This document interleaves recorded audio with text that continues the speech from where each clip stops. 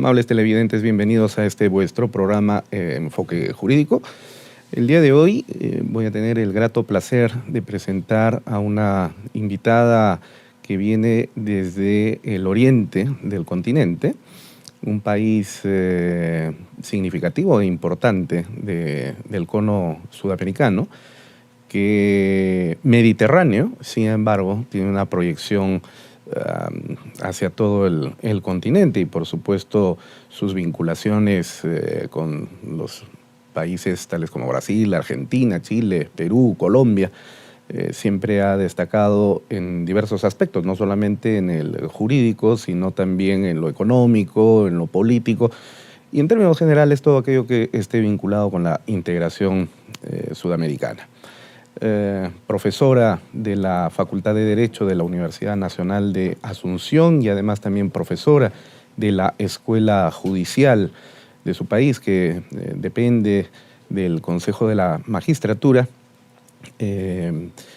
Está aquí con nosotros presente la doctora Olga Beatriz Rojas Benítez, a quien damos la más cordial bienvenida a Referente Jurídico. Muchísimas gracias, les agradezco muchísimo la invitación. Doctor Luis, realmente la que está contenta de poder participar con usted soy yo y quedo a su disposición. Magnífico. Bueno, podemos tutearnos, así Sí. Para poder llevar una conversación mucho más fraterna, digamos, ¿no? Desde luego. Olga, el trabajo que has estado realizando desde el punto de vista académico resulta muy significativo. No solo para el Paraguay, sino en términos generales para Iberoamérica, porque formas parte tú de una red iberoamericana, sí, que teniendo como matriz España, sin embargo, con esa preocupación académica, pero también con la vocación de servicio que caracteriza a los intelectuales que forman parte de esta universidad. En el caso del Perú, nosotros tenemos como muy buen representante al doctor Juan Carlos Portocarrero Zamora, por ejemplo, que como tú han estado impulsando precisamente desarrollar un trabajo a nivel macro, ¿verdad? Y esta red ha venido trabajando recientemente sobre temas vinculados al desarrollo de las políticas criminales que han sido dejadas de lado, quizás porque la cotidianidad y el día a día nos jalan más a trabajar en asuntos prácticos y específicos de naturaleza procesal, probablemente, ¿no? Y entonces la reflexión, no solo teórica, sino también posada en aspectos de investigación científica, estadística, análisis sociales, económicos, culturales y políticos en términos generales, son importantes para determinar desde nuestros países la política criminal que se impone. Porque lamentablemente parece que hemos entrado en una moda generalizada en la cual surge por ahí algún foco infeccioso de algún tipo de delito y entonces, lógicamente, las poblaciones se preocupan, hacen escuchar su voz y nuestros parlamentos simplemente se limitan a elevar las penas, ¿no? Entonces, coloquemos una pena mayor y entonces utilizan el derecho penal como si fuera una panacea que va a solucionar todos los conflictos sociales y esto no es así, porque ese es simplemente una arista del problema. Pero, ¿y qué pasó con los asuntos económicos? ¿Qué pasó con los asuntos culturales? ¿Cómo es que está afectando a nuestra población el proceso de globalización? ¿Verdad? Es decir, hay todo un conjunto de vectores que atraviesan la problemática de los conflictos sociales que deben ser abordados científicamente para poder evaluar una política criminal adecuada y entonces comenzar a regular desde los parlamentos y de las demás instituciones conformantes de nuestros estados el orden jurídico que tienda no solamente a castigar, sino fundamentalmente a prevenir, ordenar, regular la conducta de nuestros hombres y mujeres en sociedad, ¿no? Entonces, cuéntanos algo sobre la red y sobre el trabajo que ustedes están realizando en Iberoamérica, porque es España y también nuestro continente. ¿Sí? Perfecto, sí. Bueno, tengo realmente el gusto de formar parte de la red Iberoamericana en Política Criminal, que fue ideada, creada y es sostenida por la profesora doctora Nieves Sanz Mulas. que es la que nos animó a juntarnos como grupo. Tenemos el común denominador, todos los que integramos la red, de que somos doctores por la Universidad de Salamanca. Ella ha sido nuestra profesora, la profesora Nieves, ha escrito un libro sobre política criminal y nos invitó a comentar el libro que ella escribió. El último reciente, porque ella tiene pues una trayectoria de publicación enorme. Sí, comenzamos, no terminamos. La cantidad de publicaciones que tiene esta señora realmente fue muy elocuente.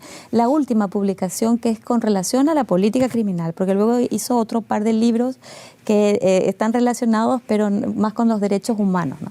Bueno, pero todo vinculado. Y entonces nos invita ella a que podamos aterrizar con comentarios de la legislación de cada uno de nuestros países, haciendo una especie de derecho comparado, España-Perú, España-Paraguay, España-Chile, España-Colombia, en fin, realmente tuvo un pegue terrible, España-México, que estamos hablando de que en la mayoría de los países del continente tenemos política criminal de la doctora Nieves Sanz comentada por alguno de sus discípulos, doctor fulano de tal, en tal país, ¿verdad?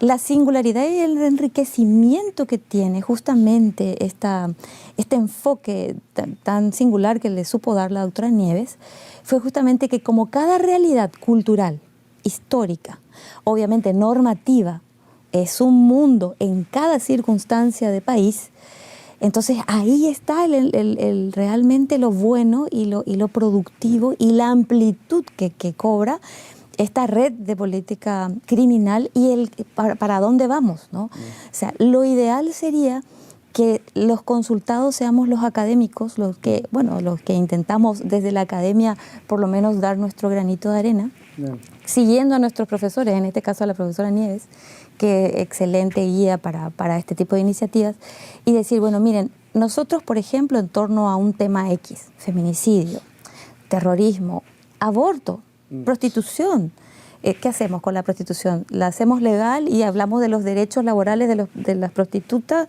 ¿Hacemos legal el aborto y decimos, bueno, las niñas que quedan embarazadas a los 12 años pueden perfectamente abortar sin consentimiento de sus padres, habiendo sido víctimas de una violación? O sea, ¿qué hacemos? No es solamente la crítica por la crítica a una norma que obviamente es perfectible porque es una obra humana y siempre se va a ir adecuando a los cambios sociales, culturales, al devenir propio de los tiempos, ¿no? Eso digamos que ya quedó un poco gastado. Entonces, ver un poco, anticiparnos al ex antes, ¿no? O sea, tenemos una corriente cultural que va para aquí. El derecho penal está aquí y la realidad me va ganando, ya sean datos estadísticos o en formas delictivas o nuevas modalidades que van surgiendo, ¿no? Estamos hablando de ciberdelincuencia, estamos hablando de manipulación genética a nivel de, bueno, con fines científicos o no científicos. Eso puede violar o violentar la integridad física de la persona, hasta qué punto es un bien jurídico que está tutelado inclusive con normas internacionales. Forma parte de los derechos humanos fundamentales, universales. Entonces, como para Bolivia, por ejemplo, es un delito. Uno no puede hacer ninguna manipulación genética porque es delito y está dentro del campo de las lesiones corporales. O sea, nos encontramos con un mundo de circunstancias, repito, culturales, históricas y dentro de la autorregulación normativa de cada estado, que te da tal cantidad de aristas posibles para poder abordar el ex ante, ¿no? Que tratar de conversar todos en un mundo globalizado bajo las mismas reglas, decir, bueno, culturalmente tenemos todos el mismo idioma, tenemos más o menos las mismas costumbres, variantes más, variantes menos, el sur, el centro, el norte, ¿no? ¿Qué concepción vamos a darle al manejo del aborto? ¿Qué concepción, cómo vamos a manejar la ciberdelincuencia? ¿Cómo vamos a hacer con el tráfico de armas, de drogas, la trata de blancas? ¿Podríamos llegar tal vez al ideal de poder formar un tribunal que pudiera dar una sola voz en todo? Un supratribunal, dices tú. No sé si sería ir a tanto, ¿verdad? Pero por lo menos tratando de ser un poco más reales, porque el derecho, la autodeterminación de cada Estado va a jugar en su momento una partida decisiva para lo que podríamos llamar todavía algo de momento un poco difícil de alcanzar, para lo que es la concepción ex antes de lo que está sucediendo. O sea, hablando de política criminal, hablando de ese sector de la política que va a tender a mirar, bueno, las posibilidades delictivas, o qué transformo en delito, o qué despenalizo y mando a la parte administrativa o le doy algún otro tipo de tutela. ¿Qué hago con todo ese universo? Entonces, por lo menos llegar al unísono académico. Y tendemos o pretendemos, ¿no?, ser un referente académico para poder decir, bueno, podemos llegar a través de este estudio normativo, histórico, económico, geográfico, los pros y los contras de tal o cual cultura matizada, podemos llegar a este punto ecléctico donde todos nos podemos ver beneficiados y hablar, digamos, un mismo lenguaje jurídico en beneficio de todos. Porque estamos en un mundo globalizado, o sea, quiera sea o no, eso afecta hasta la interpretación del derecho, ¿no? Sí, claro. Entonces, un poquito por ahí es donde vamos haciendo desde la academia, o con obras escritas de política criminal, conferencias, tomamos ejes temáticos. Aquella vez que se habilitó el capítulo de Lima, que fue el año pasado, en diciembre, aquí mismo, el eje temático fue la ciberdelincuencia. Entonces, cada uno traía de su país la realidad normativa, histórica, política, en fin, toda esa y las experiencias que y ya han las tenido. experiencias que uno tiene con las estadísticas para decir, bueno, miren, en el Paraguay esta es la realidad, normativa y político, criminalmente hablando, podríamos encaminar por aquí. Y casuística también. Claro, y entonces tratar de enriquecernos con ese compartir y decir, bueno, miren, lo ideal sería esto. ¿Sí me explico, no? Sí. Ahora nos juntamos y vamos a estar hablando de la parte de feminicidio, me va a tocar a mí. Eso justamente te quería preguntar, porque tú nos visitas por segunda vez. Sí. Estuviste el año pasado para la instalación del capítulo Perú de la red. Sí. Y ahora vienes nuevamente y por supuesto el Perú te recibe con los brazos abiertos. Estamos muy contentos yo estoy muy agradecida, tener de verdad. tu presencia y sobre todo la deferencia que tienes de estar aquí en el programa, porque sepan nuestros televidentes, miren ustedes el compromiso que los académicos tienen con su sociedad, ¿no? Y particularmente de nuestra invitada el día de hoy, se ha bajado del avión y se ha venido directamente aquí, ¿no? Y bueno, nosotros agradecemos muchísimo ello. Entonces, esta segunda visita que realizas a Lima tiene también esta motivación por la red, ¿verdad? Sí, sí. ¿Qué van a hacer? ¿Qué actividad se está llevando a cabo? Mire, vamos a viajar mañana, bueno, esta madrugada prácticamente, vamos a Ayacucho. Ayacucho. Ayacucho.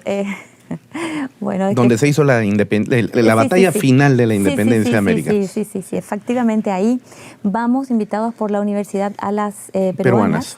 Bueno, vamos a dar una conferencia de una jornada de todo el día. Entonces, vamos también invitados por el grupo de chicos que inaugura un seminario. Son los chicos de estudiantes todavía del último año de la carrera de Derecho, que llaman seminario Hans Kelsen, ¿no?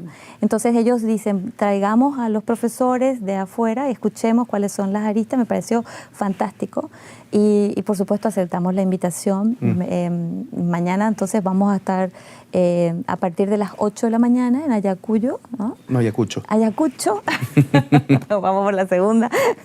No te preocupes. En Ayacucho. Es una palabra quechua. La palabra Ayacucho resulta de la fusión de dos términos quechuas, que significa, traducido al castellano, rincón de muertos. Sí, algo de eso me comentaron, ¿no? Muy interesante, me parece. No, y además, culturalmente hablando, es un pueblo muy cariñoso, ya lo vas a ver, y con la particularidad de que sus estudiantes son bastante inquietos en el buen sentido de la palabra, ¿no? Es decir, gente que se dedica realmente a estudiar, es decir, vas a tener una tierra fértil en la que vas a poder sembrar lo que, como decía esta extraordinaria poetisa Margarita Vela Caprile, seguramente la conocen, ¿no? Luego, y ojalá Dios nos dé el tiempo para poder ver convertidos en árboles las semillas que estamos sembrando el día de hoy. Y tú lo vas a hacer mañana en Ayacucho. En Ayacucho, sí. Mañana me va a tocar hablar sobre feminicidio, desde una óptica justamente desde mi país, desde la de Paraguay, un poco a partir del derecho comparado, que es lo que yo creo que enriquece y da proyección a la norma local, para que uno puede decir estas son las aristas que se van dando, ¿no? Sí, justamente de ese tema quiero conversar contigo. En cuanto a la definición, el contenido doctrinario, la idea que hay detrás de esta incorporación de un tipo penal que ha surgido en el mundo, ¿no? Particularmente en América Latina. Sí. Pero vamos a hacer el primer corte, ¿te parece? Me parece. Y continuamos con esta grata conversación. Sí, gracias. No se vayan, ya regresamos en Enfoque Jurídico.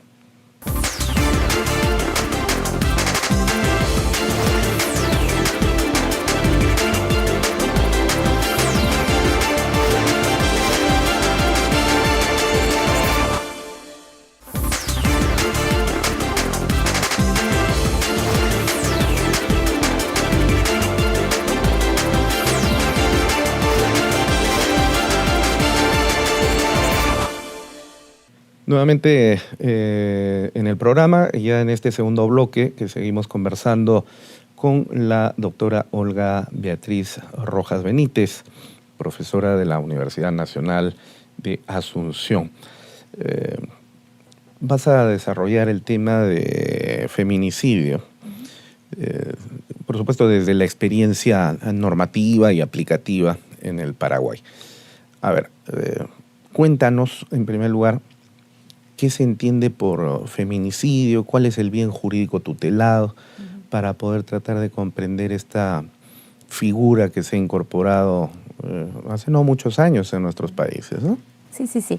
Bueno, bien, el feminicidio es por definición, ¿verdad? Aunque me han observado que parece hasta una definición tautológica. Bueno, que yo quiero a veces decir que no, pero tendrán sus razones, ¿no? Porque es el homicidio, o sea, es matar a una mujer por el simple hecho de ser mujer. En eso consiste el feminicidio, ¿verdad?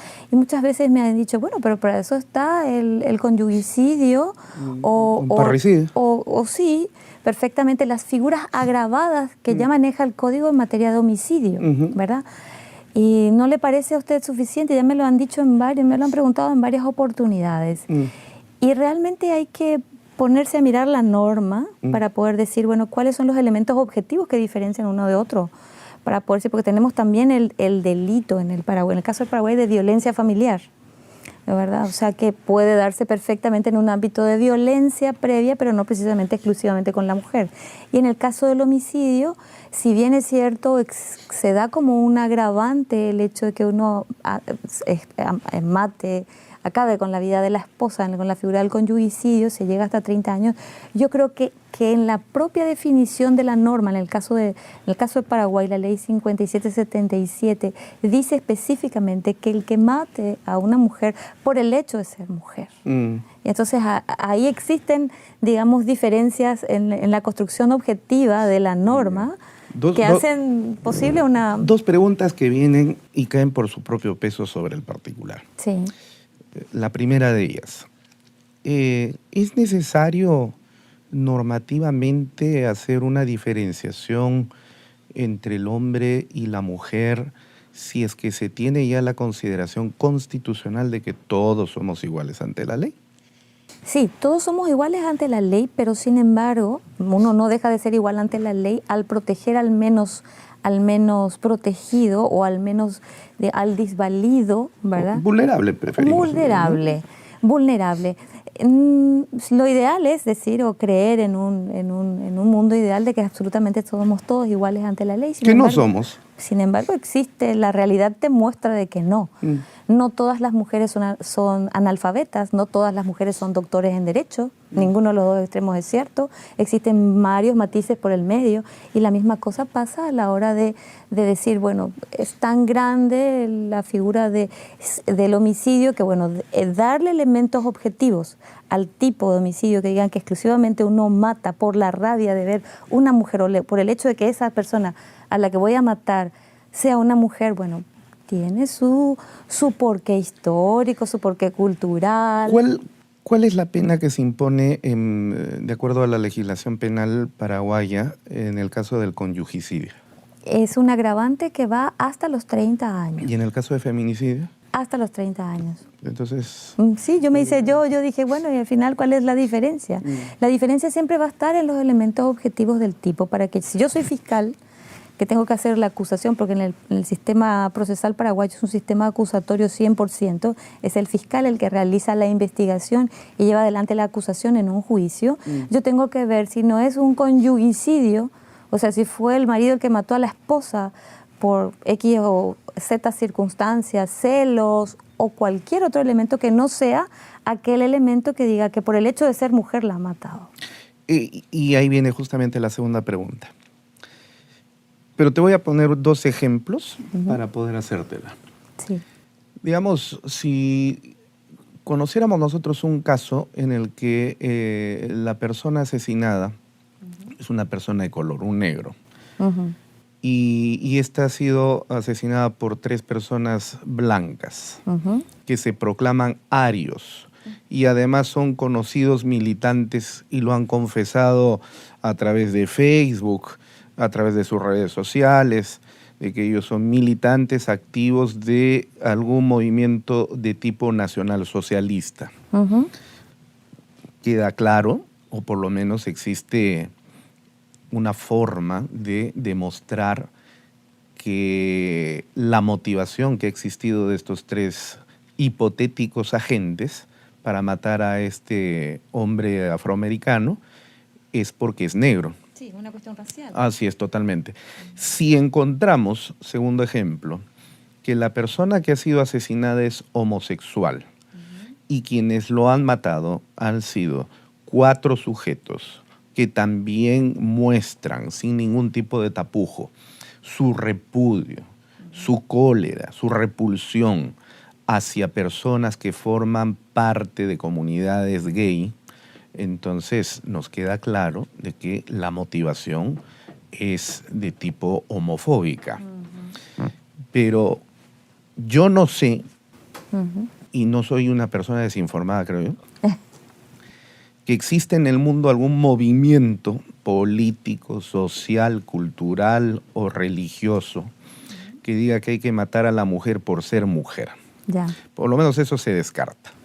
Entonces, yo quisiera que tú me digas, ¿cómo puede un fiscal probar que el hombre que mata a la mujer sea en un contexto de violencia familiar, o sea, afuera o donde fuere?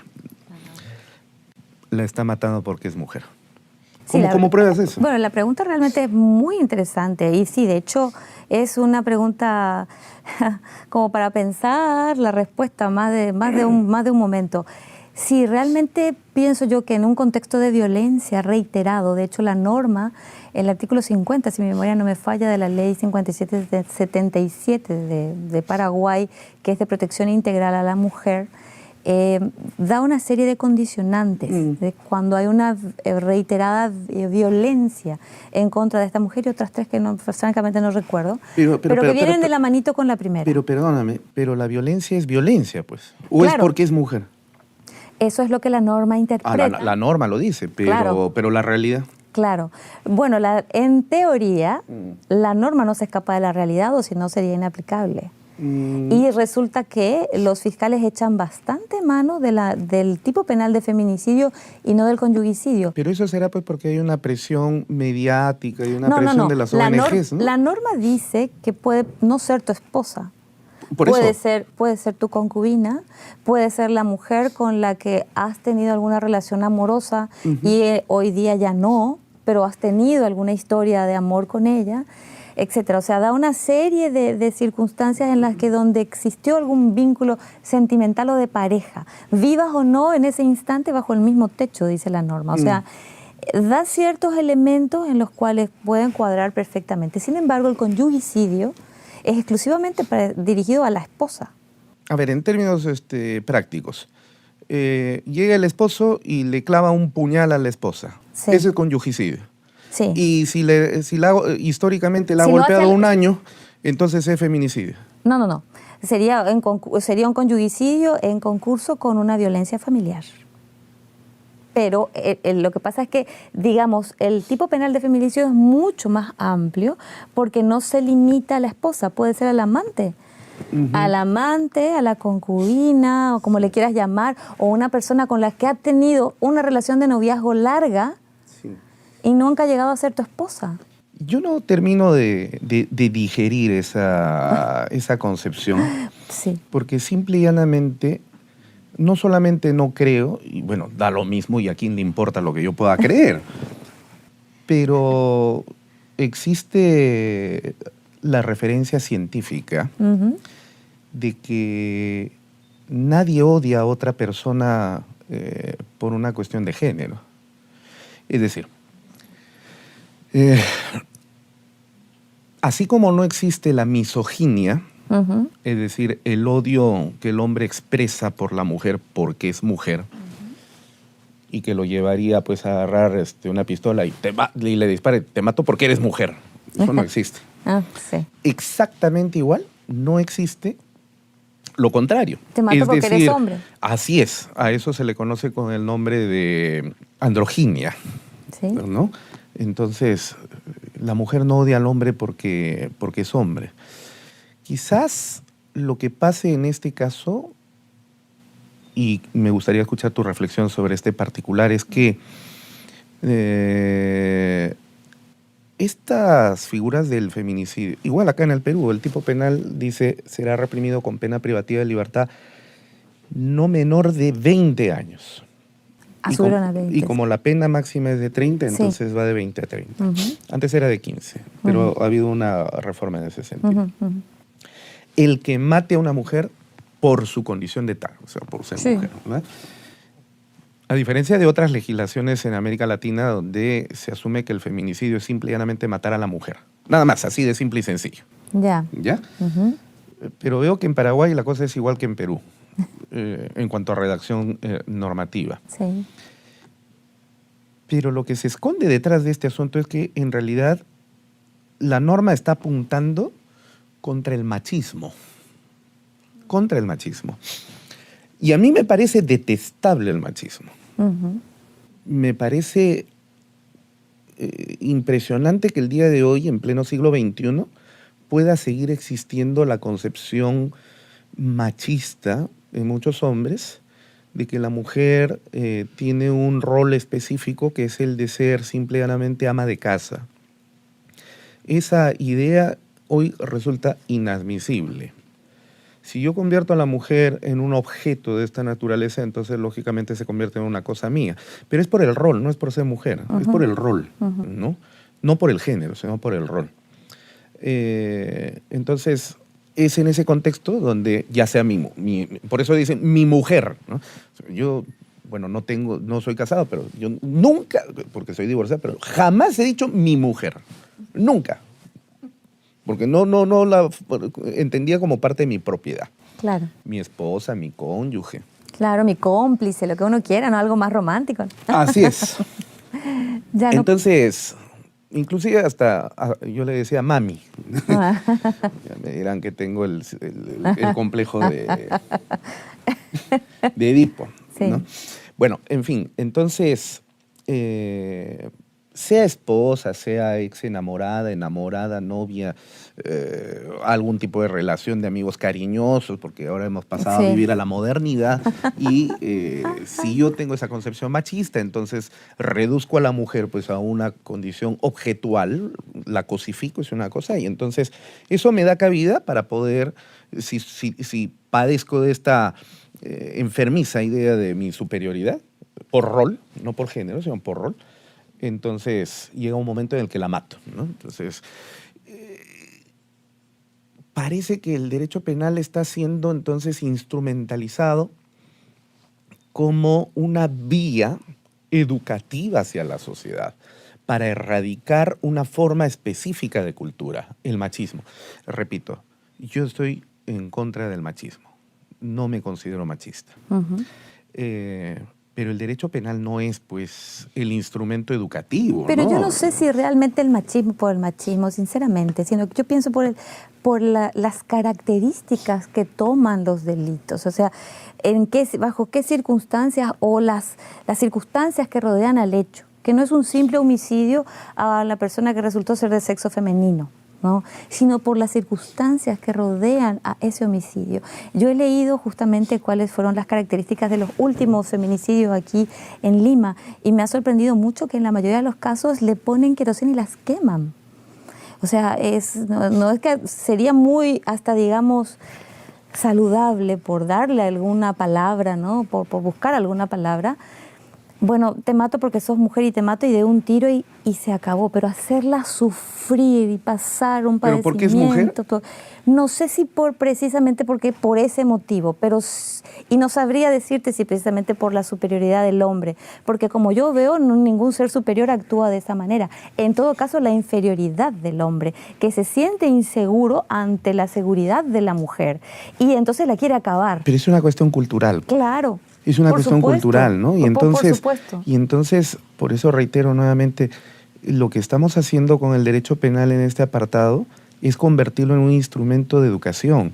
Y eso no es correcto. O sea, si tú quieres erradicar el machismo de una sociedad o la inferioridad que siente determinado hombre ante una mujer por su seguridad. O no saber manejar sus emociones. Exacto. Entonces, si tú quieres hacer eso, lo que tienes que hacer es trabajar a través de tu Ministerio de Educación, del Ministerio de Cultura, pero el derecho penal no. Estamos de acuerdo que hay que hacer toda una campaña preventiva, inclusive cuando vos ya ves una situación de noviazgo violenta o tóxica, como le dicen, ¿verdad? Ya hacer campañas en los colegios diciendo no dejes que esto se convierta en habitual o que se convierta en algo bonito cuando no lo es.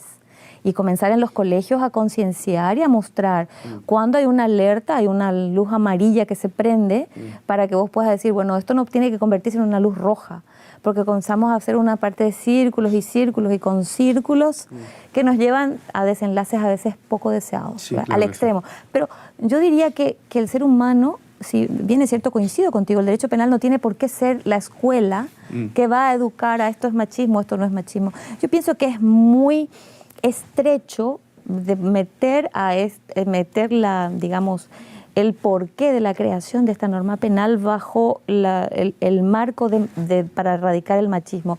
No creo que sea ni siquiera la vía lejana siquiera, porque las estadísticas muestran que los feminicidios van en aumento, a pesar de que los marcos penales van subiendo. Al contrario, van subiendo. Yo me comprometo aquí a proporcionarte las estadísticas del Observatorio de Criminalidad del Ministerio Público y verás que los feminicidios más bien se encuentran en descenso. ¿Sí? Por supuesto, claro que sí. Y no porque no haya homicidio de mujeres, que sí los hay, sino porque esta norma no puede ser aplicada justamente porque cuando tú llegas como fiscal a juicio, no tienes forma de demostrar. Porque aquí lo que tú estás haciendo es querer sacarle una radiografía al alma y presentársela al juez y decir, este hombre mató a ella por ser una mujer. Tú puedes ponerle todo el contexto de violencia que tú quieras. Claro. Pero eso es violencia, ¿no? Me están haciendo una seña para poder hacer un corte. Vamos a continuar con esta conversación en el último bloque. No se vayan, estamos en esta interesante conversación con nuestra invitada paraguaya el día de hoy, la doctora Rojas Benítez. Ya regresamos.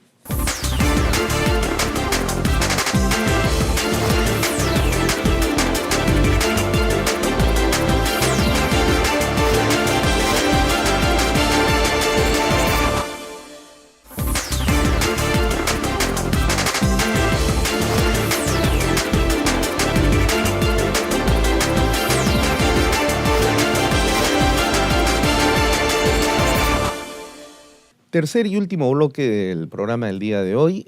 Continuamos conversando con la doctora Olga Rojas Benítez, profesora de Derecho Penal y Política Criminal de la Universidad Nacional de Asunción y de la Escuela de la Judicatura del Paraguay.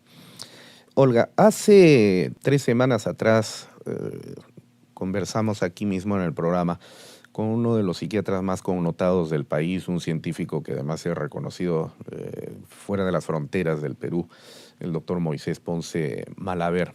Y con la autoridad científica que le caracteriza, nos manifestó precisamente de que, primero que es una completa mentira el hecho de que un hombre pueda odiar a una mujer porque es mujer y viceversa, de que una mujer pueda odiar a un hombre porque es hombre. Eso no existe. Cuando una persona mata a la otra, sus motivaciones son variopintas, pero no pasa por esta línea.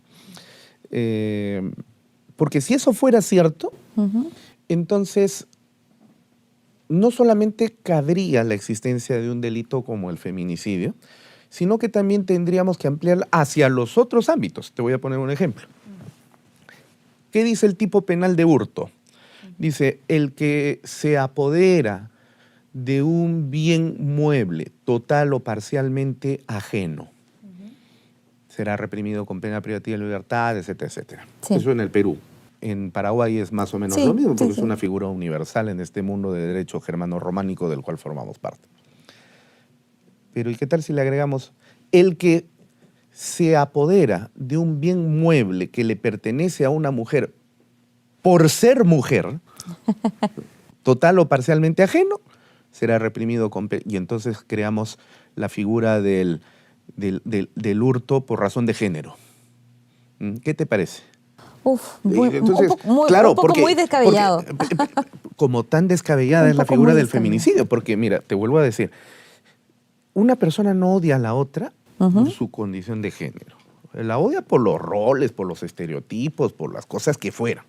O por sentirse inferior, que es mi teoría, ¿verdad? Porque yo no le encuentro superioridad. Es una teoría totalmente real, ¿ya?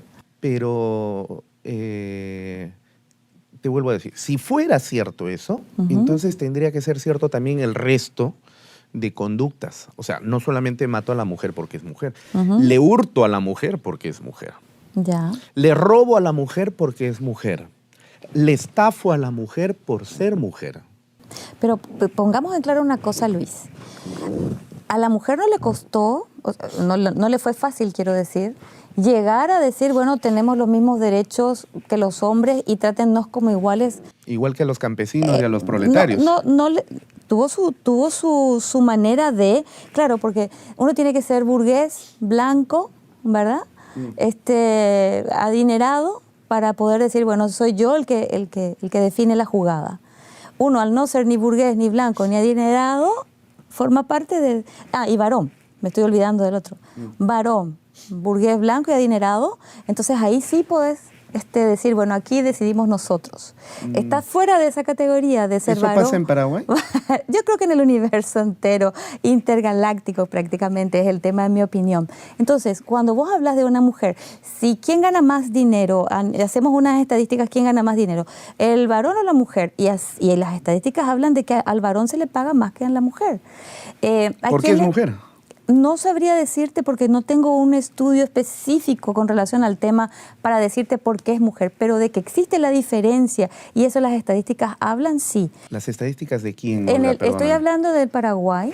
En el Paraguay vos entrás a las estadísticas y ves cuánto gana. ¿Las estadísticas de los periódicos? ¿O? No, la que se encarga la Estadística Nacional, de Estadísticas Nacional de Censo, me estoy refiriendo a esa. Están en las páginas, buscás y vas a ver, por salario gana más el varón que la mujer por el mismo trabajo.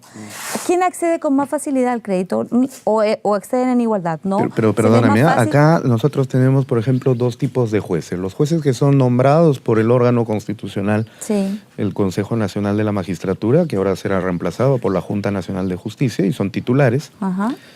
Y a veces se dan espacios en blanco, y como no pueden estar en blanco en estas judicaturas, el presidente de la Corte Superior designa a un juez suplente, o supernumerario, como le llamamos ahora. Sí. Ese juez realiza exactamente el mismo trabajo que el juez que está en el despacho contigo, solamente que por el hecho de ser suplente gana menos que el titular. Sí, por el hecho de ser suplente, pero te estoy hablando... Fíjate, entonces esa no es una razón para señalar de que la mujer gana menos. No, yo no te estoy hablando de realidades verdaderas. Pero en el sentido de igualdad de trabajo, o sea, el mismo trabajo en un banco el mismo trabajo en una financiera, en un colegio, el varón gana más. O sea, no lo digo yo porque me lo acabo de pensar y de ocurrir, lo dicen las estadísticas. El por qué, vos me decís si eso podríamos traducir en feminicidio, en machismo o feminismo, no lo sé, porque no hice yo un estudio sociológico al respecto. Lo que sí, yo apenas me limito a decirte cuáles son los elementos objetivos del tipo y a poder ver cómo podemos mejorar o no el ambiente político criminal para darle una reacción efectiva a la norma, que lo que quiere es justamente que se deje de delinquir. Ese es el punto, ahora, justamente. pero de que no le ha sido fácil a la mujer llegar a ganarse sus puntos en la sociedad o ha tenido que pasar cierta trayectoria para poder decir, bueno, ahora podemos hablar 2 profesores de facultad, dos doctores, 2 abogados en un mismo plano. Es más, a mí me llamó la atención y lo digo en forma anecdótica, no más allá de la anécdota. A la conferencia que vamos mañana, la única mujer soy yo. Después son todos varones. Bueno, eso será porque no hay penalistas. Pues, seguramente, no lo sé, pero es un dato que me llamó la atención, ¿verdad? O sea, siempre cuesta más siendo mujer conseguirse estar al lado de un varón en el mismo podio. Siempre cuesta un poco más. Entonces, no sé, será una cuestión cultural, habrá un mix de condiciones históricas. Vaya uno a saber realmente, porque es que yo no soy socióloga, no soy psiquiatra, pero sí que existe una realidad y a esa realidad me señalo. Eso es verdad. Luego, eso es verdad. Pero fíjate, Luis, déjame a ver si no se me va la idea. Fíjate que eso vos traspolás a personas con un poco menos de cultura. No digo que una persona que no tenga cultura pueda cometer el hecho delictivo, y que hay casos, los hay, ¿verdad? Pero todavía digamos que podríamos condicionar un poco más con la educación que uno recibe ciertas conductas, ¿no? Tu super yo puede hacer su trabajo y regularse un poquito, ¿no? Pero ¿qué pasa con las personas que aún no teniendo ese resguardo cultural o que les importe 3 cuernos el tenerlos, ¿no? Porque, bueno, y cometen este tipo de homicidios calificados por el hecho de ser mujer. ¿Por qué? Porque no saben manejar sus propias reacciones y sus propias emociones. Porque en la mayoría de los casos que yo he visto, resulta que es ella la que le deja, es ella la que le dice que no, que ya se acabó la relación, que no. ¿Y que cómo termina eso? Con ella muerta, los chicos muertos y él con un tiro. En los casos que yo he visto en el Paraguay. Y unas maneras bastante horrorosas de morir, por cierto. Entonces, todo eso tiene que haber una manera de resguardar, una manera de dar un poco una respuesta jurídica a eso. A veces quedarme solamente, puede ser que entra la corriente el feminicidio, el machismo, el feminismo, entran a jugar un poco ahora en este siglo otros rounds, otros encontronazos, y un poco estiramos, ¿verdad? Los penalistas estiran y dicen, bueno, genial, vamos a ver si esto le damos un contexto y llamamos feminicidio. Pero como le llames, puedes sacar feminicidio y puedes poner un homicidio calificado. Si eso es efectivo a la hora de evitar el resultado muerte a una mujer, fantástico, ¿verdad? No nos vamos, en lo personal no me voy a enfrascar con un título y con un marco que diga machismo o feminismo. No, en lo personal no. Como te decía, para mí todos los ismos son estudiables, porque ¿para qué nos vamos a encerrar en una Como línea? decía el filósofo argentino Fito Páez, yo ya no pertenezco a ningún ismo. Me siento vivo y encerrado. Decía, ¿no? Ahora, mira, yo te digo, Olga, lo siguiente. Es cierto, a la mujer le ha costado emanciparse de una cultura burguesa. Hombre, burguesa, ¿no? Blanco, burgués, Sí, y adinerado. sí. Pero también le ha costado al campesino a través de la reforma agraria. Desde luego, sí. Entonces hay que crear una figura que sea el campenicidio. No, tampoco. Por eso yo quiero ir al tema Si sin el campesino es ridiculizarlo. varón, si el campesino es varón. No.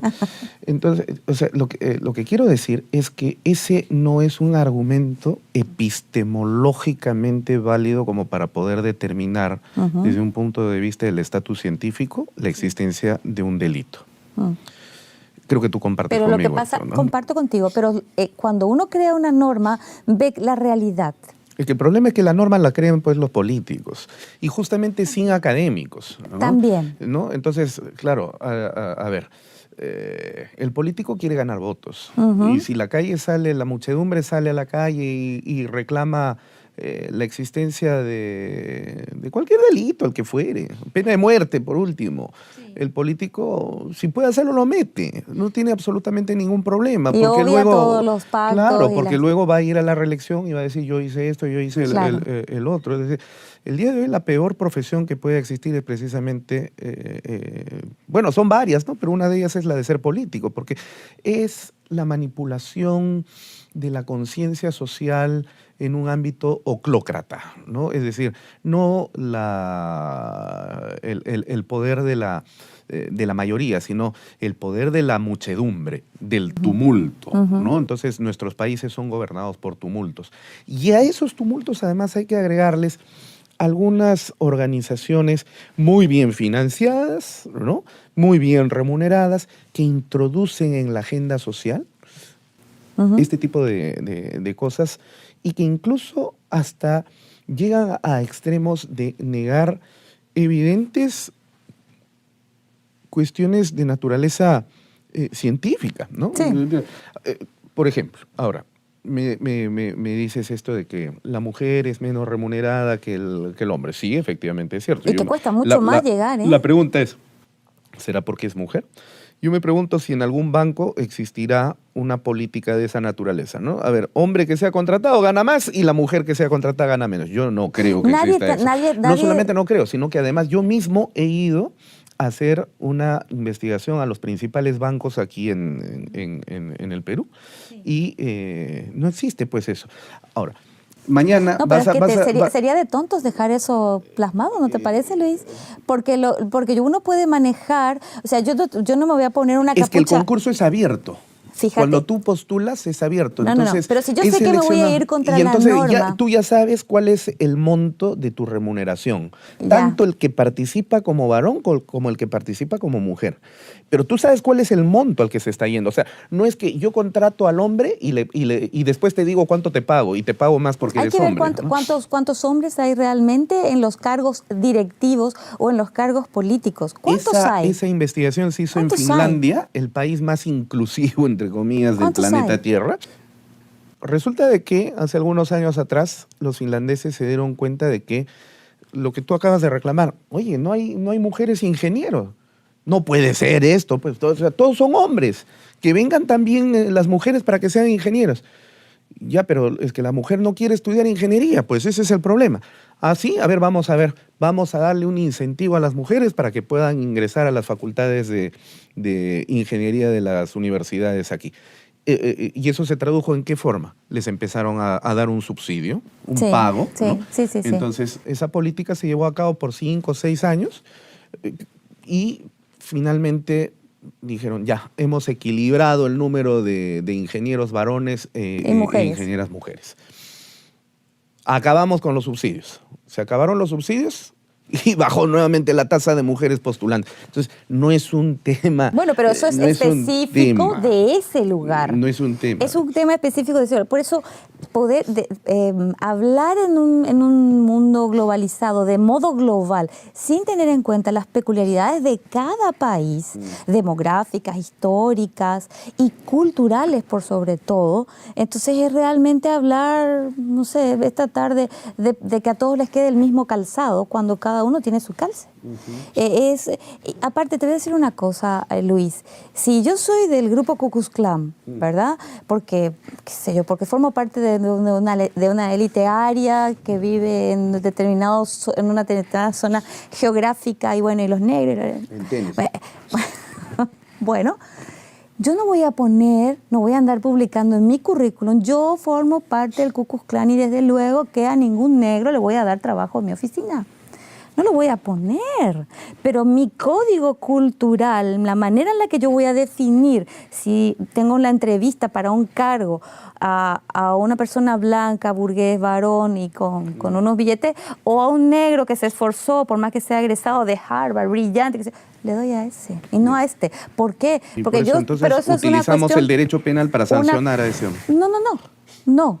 Pero sí cuando la manifestación llega, porque esa elección no es delictiva, pero cuando mis convicciones personales, por más de mi supereducación y mi super yo que me controla y veo, bueno, me lleva a sopesar y a tomar decisiones, se queda todo atrás y me lleva a cometer un delito, ahí sí interviene el derecho penal. Puede que no intervenga adecuadamente en la manera en la que redacte la norma. Cuando hablamos de que es difícil probar un feminicidio por matar a una mujer por el hecho de ser mujer, yo entiendo perfectamente la parte procesal que enfocas. Sin embargo, tengo otras figuras que sí calzan y que son sí probables. Entonces, esta figura como que, bueno, pues saquémosla.